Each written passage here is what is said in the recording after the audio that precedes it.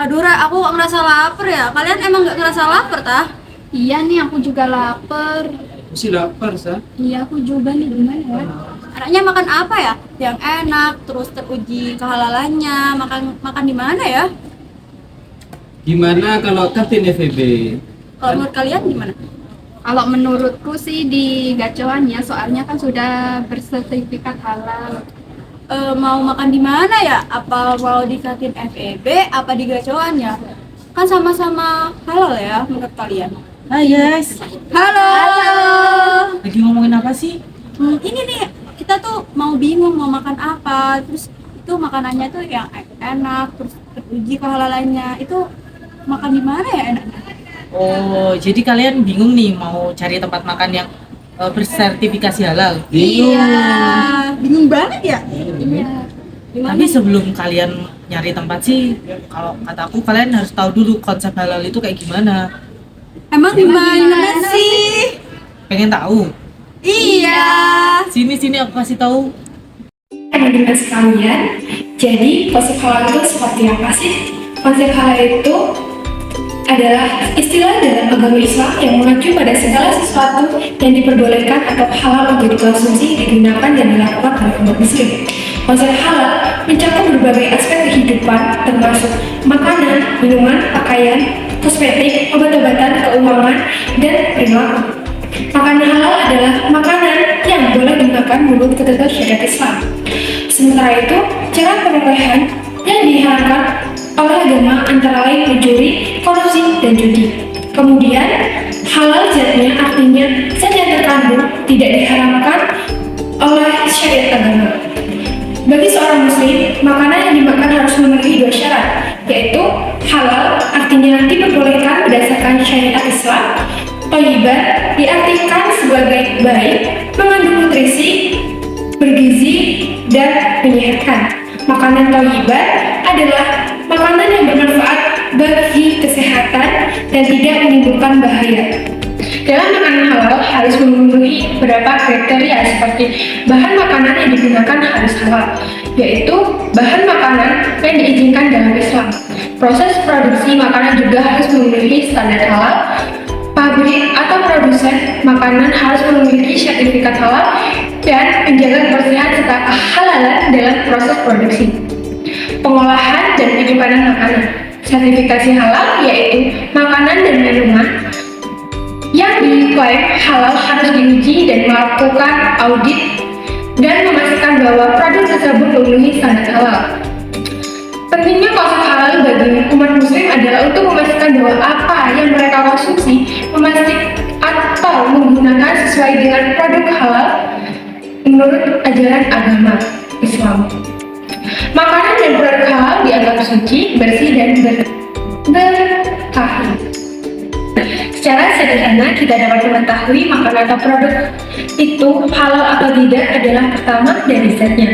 Yang dimaksud dari zatnya ini adalah zat yang terkandung dalam makanan tersebut atau terkandung dalam produk tersebut. Apakah di dalamnya tidak ada hal-hal yang diharamkan oleh agama Islam?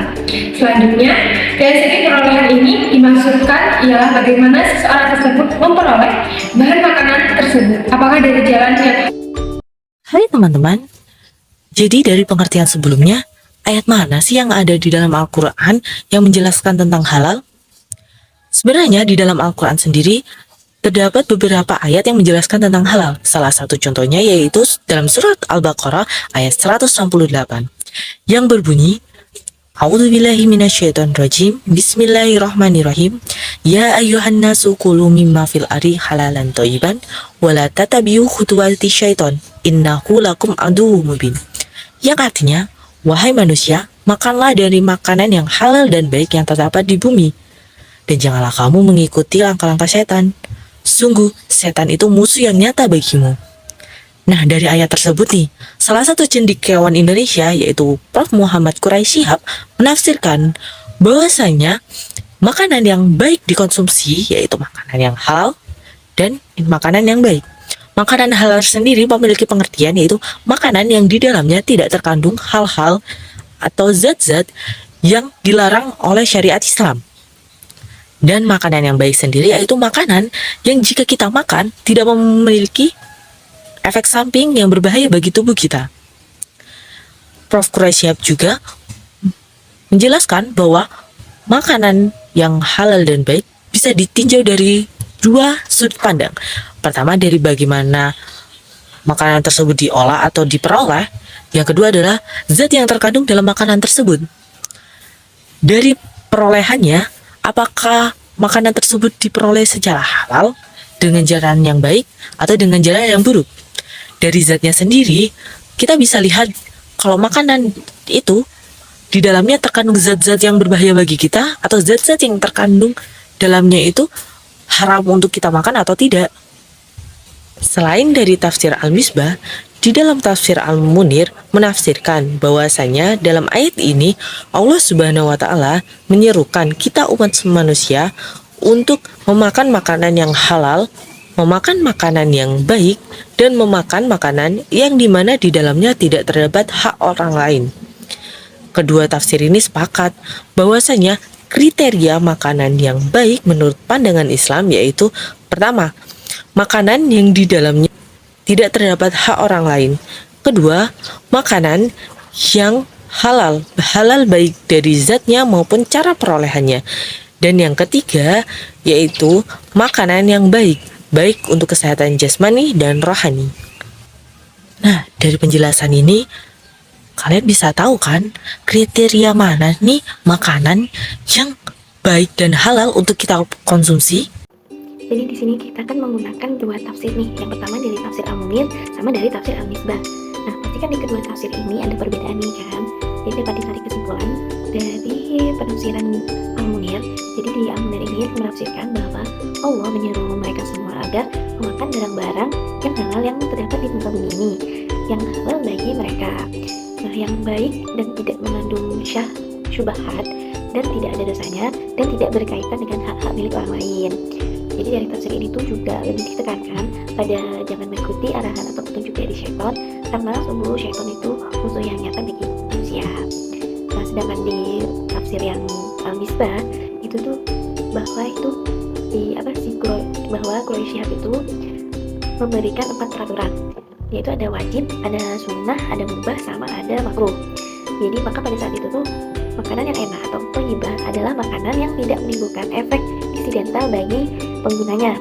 Adapun makanan yang halal, betapapun buruknya bagi yang mengkonsumsi, maka pada saat itu cenderung dikatakan makanan yang halal namun buruk atau thayyib.